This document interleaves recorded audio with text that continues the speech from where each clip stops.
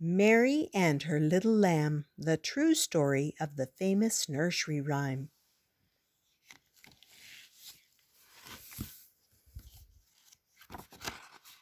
Oops, come on.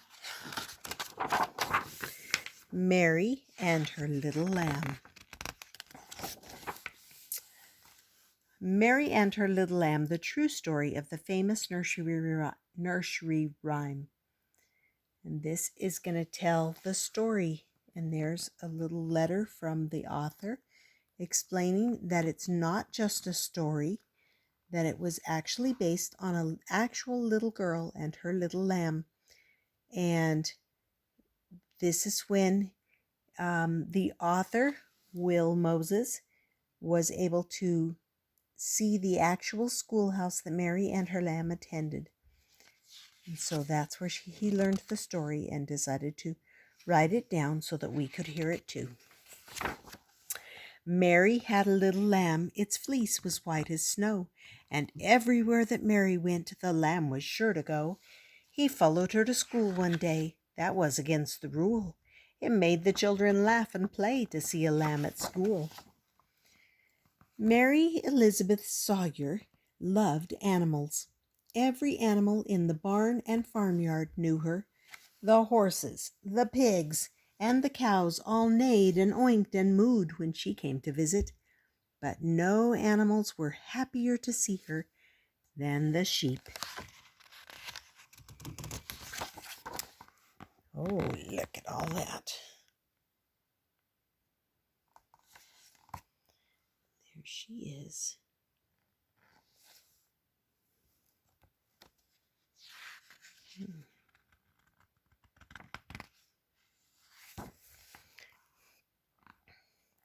One early morning, when she went to the barn with her father, she found two little lambs in the sheep pen.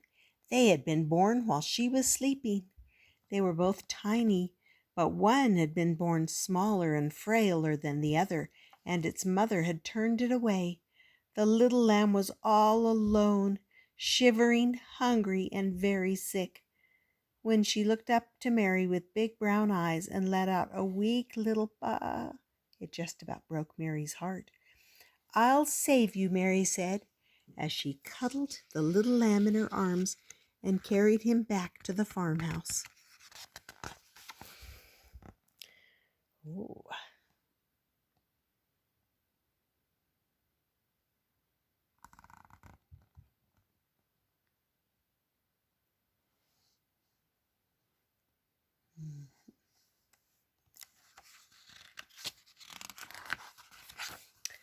"A lamb in the house," said Mary's mother. "Oh, dear."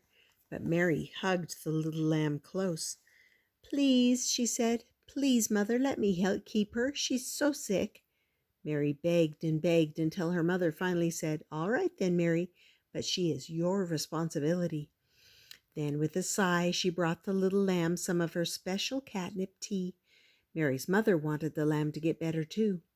Mary wrapped the lamb in an old linen dress and held her close, feeding her drops of catnip tea all through that dreary March day, worrying all the while. Finally, around supper time, the little lamb began to swallow the warm milk Mary's father had brought in from the barn, and soon enough her eyes brightened. "Oh, little lamb," Mary said, "maybe you will live after all." But deep down Mary still wondered. The lamb was so small and weak. Mary spent the cold night in front of the fireplace with her little lamb, snuggling with her and keeping her warm. She wasn't sure if the lamb would make it until morning, but when Mary woke up, she was happy to see the lamb was not only alive, but standing up on her sturdy little legs. In no time at all, the lamb was following Mary everywhere that she went, down the lane, over the meadow, across the falls, and even into town. "What a dear little lamb you are," Mary said, as they ran together down the road.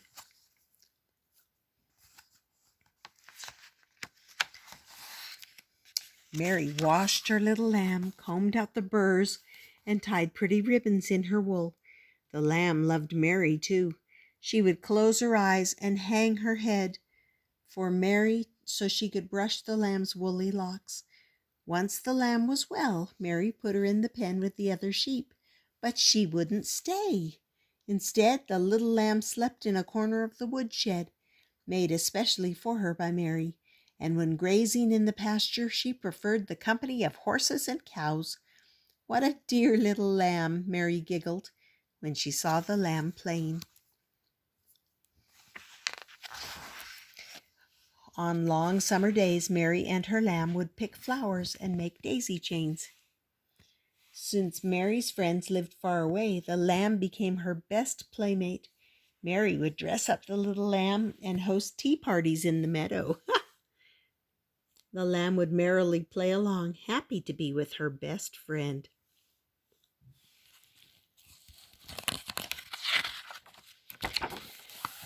Oh.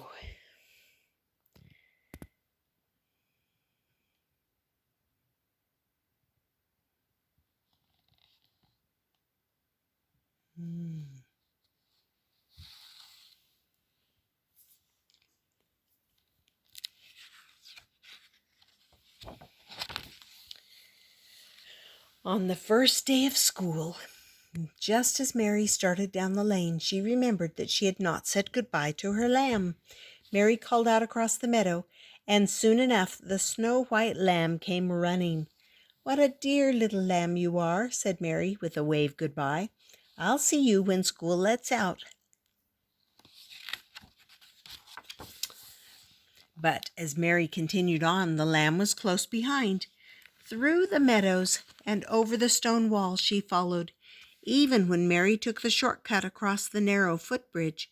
Before long they were at the schoolhouse.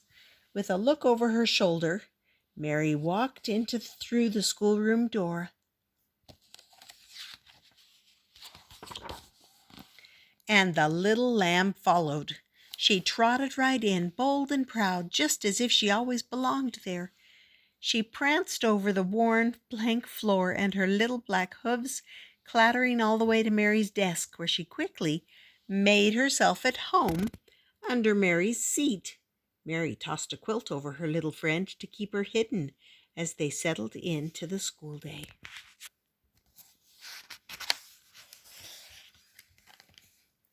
When Miss Kimball arrived at the school, she had brought with her a visitor, Mr. John Rollstone.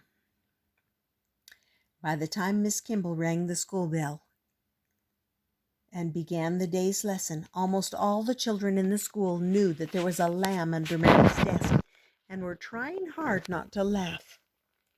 Oh. Soon enough, though, Miss Kimball called on Mary to come to the front of the room to recite the lesson. Mary slowly walked down the aisle, hoping her lamb wouldn't follow. At first, Mary walked alone, but then she heard a click, click, click, click over the floorboards behind her. It was her lamb, wearing the blanket Mary had thrown on top of her. The students cheered, whistled, and laughed. Even Miss Kimball and Mary herself could not help but laugh at the sight of the little lamb who had gone to school.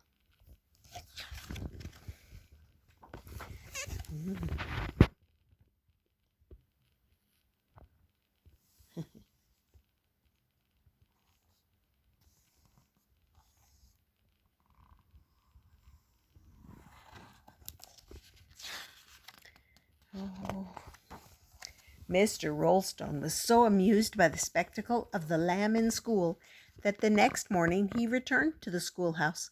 Calling Mary to him, he handed her a piece of paper upon which he had written, "Mary had a little lamb. Its fleece was white as snow, and everywhere that Mary went, the lamb was sure to go." He followed her to school one day. That was against the rule. It made the children laugh and play to see a lamb at school. As the sun set later that evening, Mary gathered her family around and recited the poem for everyone to hear, and all the while she wove colored ribbons through the woolly locks of her happy, contented, and now famous little lamb. And then here's the song. which you probably know, and a little biography about Mary Elizabeth Sawyer, who was born in 1806 in Sterling, Massachusetts. She attended the Redstone Schoolhouse in Sudbury, Massachusetts, and according to many sources, in the 1810s, John Rollstone visited and saw Mary and her little lamb, much the way it's described in this story. So we'll leave that for you. If you want, you can pause it and read the rest of it. But other than that, we will let you know that you've heard the story about Mary and her little lamb. And if you're still with me, go ahead and like, subscribe, do the nice things. All right, I hope you enjoyed that story of Mary and her little lamb.